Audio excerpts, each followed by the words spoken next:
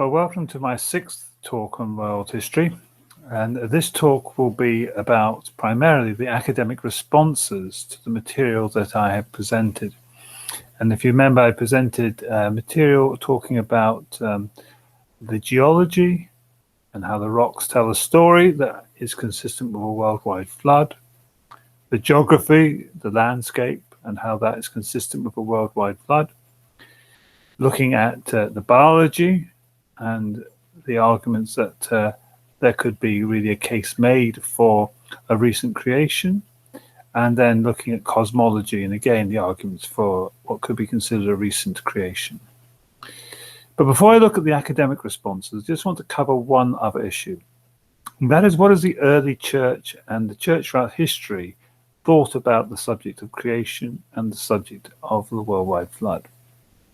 As part of my PhD work, I looked into this and I studied the works of the early church fathers, just looking specifically at what they said on the issue, particularly of the flood in this case. And what I noticed was that where they did mention it, and the early church fathers, by the way, the writers between 100 AD, which is like Clement, right through to past Augustine and to some of the church fathers of the Eastern Church. And we're looking here at a consistent pattern that they always understood the flood to be universal. And even when they talked about a local flood, it was to reject that and to consider it as a universal flood. And in terms of creation, it is very clear that the early writers believed in a recent creation, because most of the writers from 100 AD to about 400 AD, where they had an opinion on the matter, would be arguing that the 6 days of creation were a prophetic sign of the 6,000 years of human history, because they saw a day as 1,000 years, and they saw the millennium as the seventh day and the 7,000th year of human history. So they were working, as you might say, from a very clear vision of human history as being recent and of a duration of around about 6,000 years. Now, when we come to the Reformers and the period after that, we see again a re-emergence of that concept of the 6,000 years, days, 1,000 years. So they were very much anchored in that consideration of a recent creation. And I did a study of Bible commentaries, about a dozen of them, situated in time from about 1650 through to at the end of the 19th century.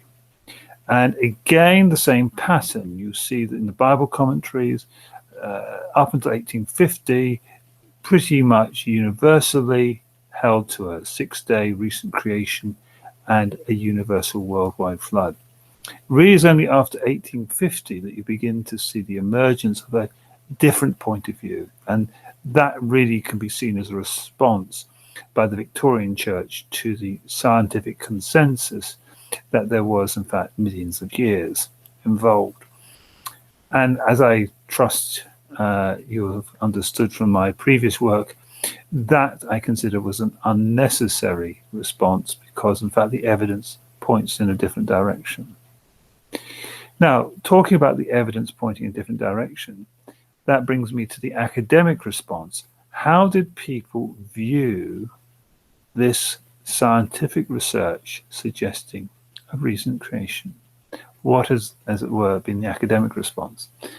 And I want to kind of show you a little slideshow for this, a PowerPoint presentation, because I have done reading on this matter, and I've tried to see what the best arguments against the position I'm holding are, because I think it's really important to consider these things in that way. You know, it is important to consider what people who disagree with you say, and best to look at it from that point of view. And so what I have here is, we go back to the beginning, academic responses. Well, the first book I'm going to look at is the book by Dennis Alexander, Creation or Evolution. He is a Christian, a believer in theistic evolution, and he is a scientist of some note. When I read his book, Creation or Evolution, I was struck by there was limited evidence of any creation literature actually being read. He does quote works by Michael Behe and Dembski, who are intelligence design authors, but there is no evidence that he really has read any of the creation literature, which is a bit of a shame because I was hoping to find out what sort of arguments could be leveled against creationists, and unfortunately I couldn't find them in his work. This work, Jerry Coyne, Why Evolution is True. Strangely enough, I was doing some open air preaching outside the BBC studios, as one does, and this person graciously listened to me. And then afterwards, I kind of explained my position to him, and he recommended this book to me. He said, look, this is a good book to read on sort of arguments against creationism. So I duly got the book. I have to confess I haven't completely read it, so this is only on about reading a third of it and then glancing through the rest. And what I was really looking for was, had this person really engaged with creationists and the scientific community around the creation science? And it looked as though it was very, very limited. And it suggests to me that his understanding probably goes back to the 1980s, attending one or two lectures, might have read a book or two, but it was not clear to me that he was engaging with the creation science movement. And so I think it wasn't quite the book I was hoping to find. Likewise, this book by Richard Dawkins, The Greatest Show on Earth. Now, when this book came out, this was really exciting because we thought, now we're going to find the arguments against creationism. Now we're going to find someone present the arguments for evolution. It wasn't really that good a book. And actually, to be honest, a number of evolutionists have actually also said the same thing. And there is some evidence of engagement with selected creationist websites. So I think one has to give Richard Dawkins credit there. But it wasn't a serious rebuttal of creationism. And actually, Jonathan Svarty has written a book where he has taken an opportunity to address all the arguments that Richard Dawkins put forward and given counter arguments. This is a book I was told about recently, David Montgomery, The Rocks Don't Lie. And this is an attempt to not so much look at the question of evolution, but look at the question of geology. And so I was very excited at the possibility of finding a book that might give a good critique of creationism and the creationist arguments for geology. Again, the book showed no engagement with the creationist material to speak of. In the bibliography, there were only two creationist books mentioned. One was the original one by Whitcomb and Morris, The Genesis Flood, which goes back to the 1960s. And then there was a reference to what I call a coffee table book that was produced more recently. But having read the book, in this case I did actually read the book, that's never really referred to properly. So it's a shame because there's a lot of good creationist material that this person could have engaged with but didn't. And so in that sense, it wasn't as fruitful a time as I'd expected. And a lot of the arguments he put forward, there are very good creationist positions on them as well, which he didn't engage with or didn't even know existed. I decided to have a quick look at some other stuff. So I went and looked at the National Academy of Sciences, and they had produced a journal called Science and Creationism. So I got a copy of that through the internet. And again, it seemed to be that they were aware of the creationist arguments, but no detailed evidence that they had read them or understood them, which, considering this is the National Academy of Sciences, was a bit surprising. But in fairness, it was produced in 1999, and some of the best material has come since then. Peters, Ted, Hewlett, Martinez, Evolution from Creation to New Creation. This was a book that I came across because of my philosophy PhD work. And somebody had very kindly dismissed the creation science movement in about one page. And they said, well, I don't need to discuss this any further. This book has clearly refuted their arguments. I have to say, I read the book. Well, not all the book, because it wasn't necessary, because it only devoted one chapter to the creationist movement. And again, it lacked any sense of thorough engagement. In fairness, this was the best of the books I read in terms of actually referring to a number of creationist writers: Ken Ham, Duane Gish, and Bill Cooper.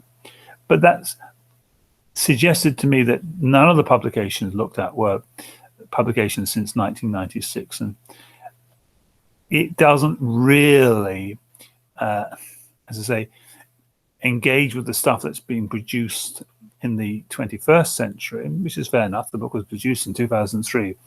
But the last 20 years have definitely produced, as I say, the soft tissue, dinosaur bones, the genetic entropy, the carbon-14 findings in fossils and diamonds and coal, and a number of other issues that have been raised, the work on topography. None of that has been addressed in this book. And so it's too cavalier just to dismiss the creation science movement on the basis of one chapter from this book. Now it gets really quite interesting when you start to look at the Stanford Encyclopedia of Philosophy. This is a sort of go-to place for philosophers, and surprisingly, considering it's supposed to be academically rigorous, when it came to the article on creationism produced by the foremost philosopher on creationism, Michael Ruse, the bibliography, that is a section which tells you what books have informed this article, contained only 2 books written by creationists, one which was the original Genesis Flood from 1961, and then another one was Duane Gish's book from 1973. Now, this article had been updated, I think, about 2015. For something that's supposed to be the cutting edge of academic response to creationism, I would have to say that's shocking. I can't think of a better word for it. It suggested that the person hadn't engaged, as I said before, in the material. And so I'm just trying to see. Yeah, I think I've slightly missed out on one there, which was the book on pseudoscience, the Stanford Encyclopedia version of pseudoscience, which equated creationism with Holocaust denial. And again, when you look at the bibliography on this one, though it talks about creationism quite a few times, there are actually no books written by creationists that have informed this particular article. So the person who wrote that has never actually, from the appearances of the bibliography, read a book about creationism by creationists. Again, that is really not acceptable. If you are going to be an academic, you really have to read up what others say. Now, here's an interesting quote from John Sanford when it comes to genetic entropy. Stanford, who wrote his book Genetic Entropy in 2005, asked the following question when he comes to the 4th edition of his book produced in 2015. 9 years have passed since the first edition of Genetic Entropy. How has this book fared? From the scientists in the field who are qualified to respond, I have only heard deafening silence. And he says that in the years that he has been a scientist, he's never known anything like this. A controversial idea is normally attacked, but he has found no one attacking his idea. They've just simply ignored it. And generally speaking, that is what has been the academic response. The academic response has been to ignore and not engage with this material. And when engagement does take place, it is very poor. It tends to be in the form of an attack without very much evidence of reading the material that you're attacking. the sheer lack of respect, I would suggest. But what it also tells me is this, that whatever these writers are, and they may well be experts in their field, the one thing they're not an expert in is in the field of creation science, because they've not read the material. And so what they have to say on the issue of creation science is not that valuable. Because unless you've read the material, unless you've properly understood what's been said, you can't really talk about it. And so I have to, in a sense, say altogether that the academic response to all that I've described has been inadequate and largely ignoring it. When it has engaged, it has been superficial.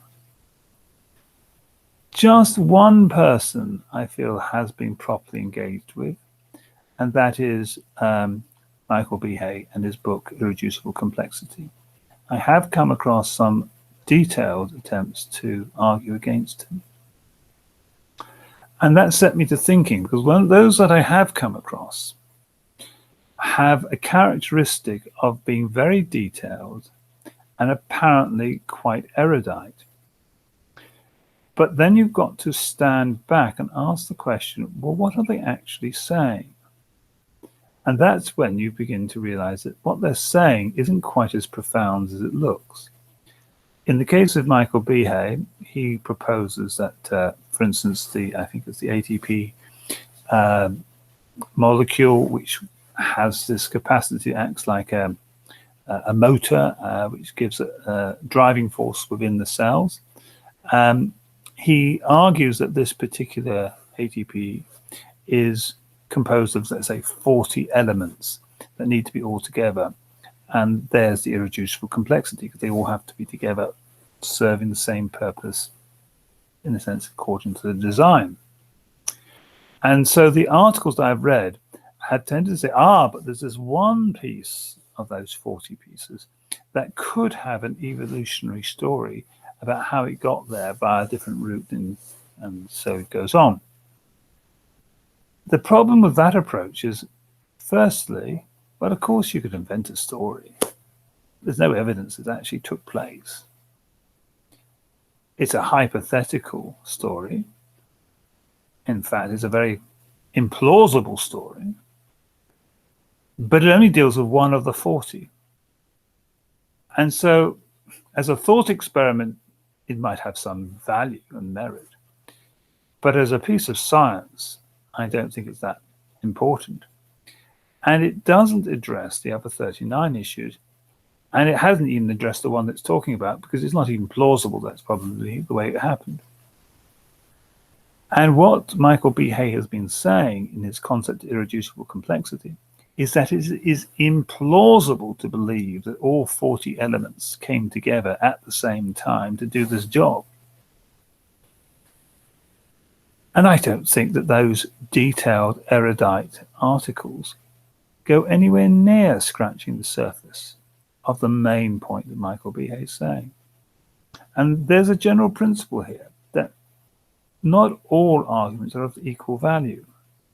Some arguments demand greater respect than others.